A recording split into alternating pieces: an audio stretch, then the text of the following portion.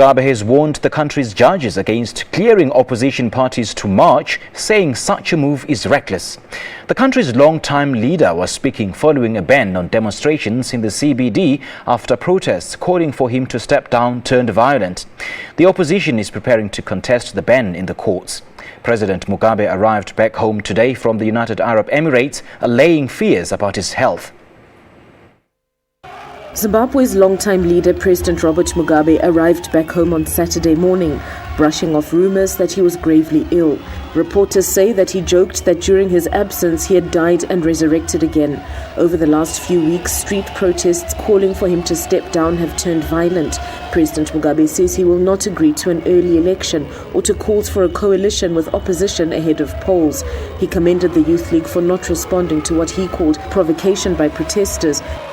But of course, we can't allow them to continue on these violent demonstrations unimpeded. Police have imposed a 2-week ban on demonstrations in the CBD as the opposition go to the courts to try to get the ban overturned, and a warning to judges who have allowed marches to go ahead. To give permission again thereafter, with the full knowledge that there is going to be that violence, or probability that there is going to be that violence, is to pay reckless regard to the question of peace in the country.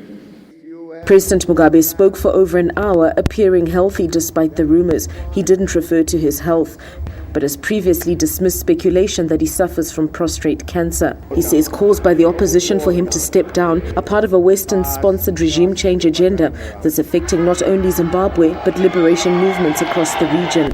Shinga Nyoka, SABC News, Harare, Zimbabwe.